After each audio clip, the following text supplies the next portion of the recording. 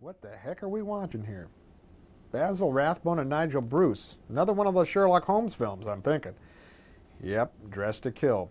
This is one of those Universal films. This is the last of the Rathbone Bruce incarnations of the Sherlock Holmes stories. As a matter of fact, I don't know what this film is doing on our show. It's almost too good for us. This happens.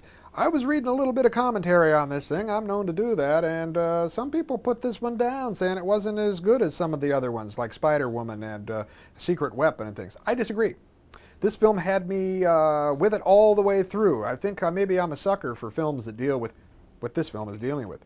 Secret code. Of course, it seems like that's something that all the Sherlock Holmes deal with. Secret code involving music boxes. Starts off in this Dartmoor prison. It's got this little narrator. You'll hear it when you see it. Narrator comes out, Dartmoor prison. You know, there's a lot of prisoners in here, and this guy's one of them. Sort of kind of dragnetty. And he builds these music boxes. Builds 3 of them.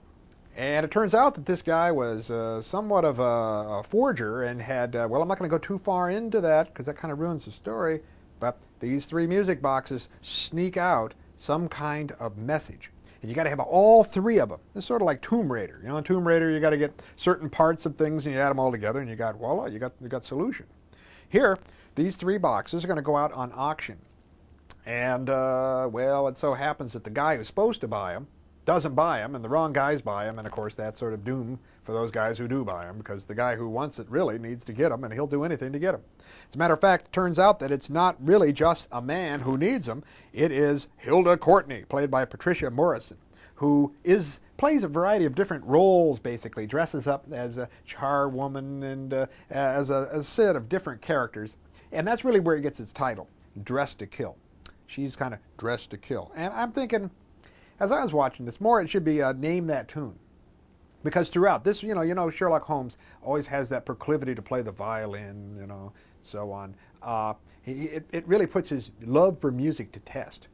He has to whistle certain parts, and he realizes that each of the versions are just a little bit different. Now, I'm not going to go too much into it because it's really cool. And one of the things I like about these films, remember the Gilligan's Island thing, you know, where they're in a fix and Gilligan says some cost-off line like, you know, oh, bananas. And they'll say, you solved it, Gilligan, bananas. You're right, Gilligan. Yeah, how do you do it? And Gilligan's like, do what? Well, Watson is sort of a fool-like character. He's the foil for the smart Sherlock Holmes. Sherlock Holmes is up against it. He can't figure out what to do. What am I going to do? You know, oh, I got all the parts. And then all of a sudden Watson throws out some great cast line off. You know, it's like, oh, you know, look in phone books, you know. You did it, Watson. Let's go for it. You know, and I'm thinking, you know, you did it, Gilligan. You got it. Right. So, Sherlock Holmes and Gilligan's Island does have some traipsing back and forth. I really enjoyed this film. This is 1946. Again, this is one of those Universal Sherlock Holmes. Remember, Sherlock Holmes as a series started with the Basil Rathbone and Nigel Bruce incarnation at 20th Century Fox. They did 2 of them. And then they moved for 12 more over at the Universal as a sort of a series. And you got to think of the other series that are being shot over there at Universal, particularly Abbott and Costello and folks like that. This fits into it. This would have probably been on the B ticket, okay, on the marquee, the second film that one would be watching along with the main feature. If this is the second film, you can't go wrong.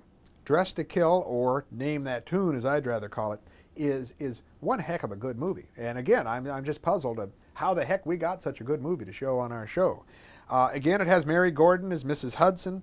It doesn't have some of the other perennial characters in here, but certainly the ones that you're going to have, well, the most fun with watching is Basil Rathbone and Nigel Bruce. No Moriarty in here. No Moriarty. But again, it has spies looking for stuff. And this one here is going to undo the economy of England. Ooh, you don't want to do that. Undo the economy of England. So everything's at stake there. Well, folks, hope you're enjoying the films that we bring you. Might shoot some more down here in the office. Kind of a comfortable place. This is my digs, if I were kind of a Britisher, right? Down here, sort of spending time with the material. Again, was just looking here at the computer here, and I was looking at the Sherlock Holmes Museum, which has a lot of nice stuff there, and takes you into the 221 B Baker Street, where Sherlock Holmes and Watson kind of roomed together. folks, why don't you sit back, enjoy Dressed to Kill. Let's roll 'em, Smokey.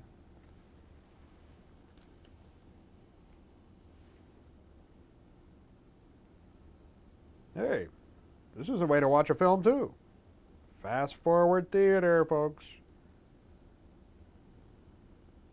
Roll 'em.